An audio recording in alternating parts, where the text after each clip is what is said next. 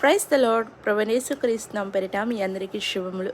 మన జీవితంలో మనకి నచ్చంది జరిగినప్పుడు, మనకి అన్ని నష్టాలే జరిగినప్పుడు, యేసు ప్రభు వారిని నమ్ముకున్నప్పుడు అసలు దేవుని మీద మనకి ఎంత విరోధం వచ్చేస్తుందో, ఆఖరికి ఏమనుకుంటామంటే మనల్ని మనం చంపేసుకుంటే బాగుండు, చనిపోతే బాగుండు, ఈ అన్ని బాధలు పడే బదులు అని అనిపిస్తుంటుంది.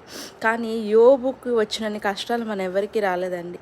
యేసు ప్రభు వారికి వచ్చిన కష్టాలు మన ఎవరికి రాలేదండి. యేసు ప్రభు వారికి వచ్చిన కష్టాలని మనం భరించను కూడా భరించలేము. ఇంకా చెప్పాలంటే యోబు మనలాంటి పోనీ యేసు ప్రభు వారిని కాదనుకుంటే యోబు మనలాంటి మనిషే, ఆయనకు వచ్చిన కష్టాలని మనం అస్సలు భరించలేము. కొడుకులు పోయారంట, కూతుర్లకి తండ్రికి ఉండే రిలేషన్ ఎలా ఉంటుందో మన అందరికీ తెలుసు. ఒక కొడుక్కి ఒక కుటుంబంలో తండ్రికి తల్లికి ఎంత రిలేషన్ ఉంటుందో మన అందరికీ తెలుసు. అలాంటి కొడుకులు కూతుర్లు పోయారంట. తనకున్న ఆస్తి ఉంటే ఈ శత్రువు కూడా మిత్రుడైపోతాడు అనమాట. అంత గొప్ప ఆస్తిపరుడై ఉండి, అంత స్నేహితులై ఉండి కూడా తన ఆస్తి అంతా పోగొట్టుకున్నాడు. ఆఖరికి ఆరోగ్యం పోగొట్టుకున్నాడు. భార్య వదిలేసి వెళ్ళిపోయింది. ఈ రోజుల్లో అకారణంగా భార్యాభర్తలు విడిపోవడం అనేది మనం చూస్తున్నాము.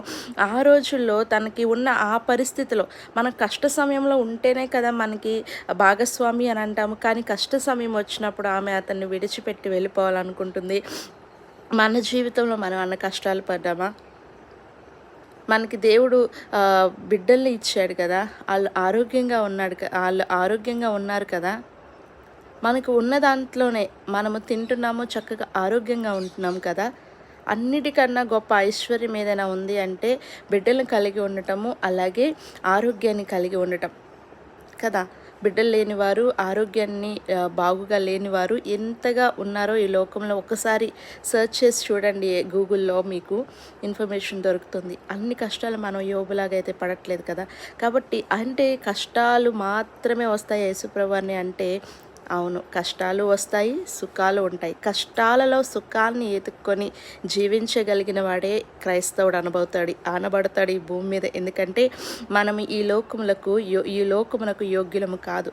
మన పరవాసము పరలోకమందుంది. ఈ లోకంలో కష్ట సుఖాలు రెండిటిని కలుపుకొని యేసుతో నడవటమే క్రైస్తవ జీవితం. ఆమేన్.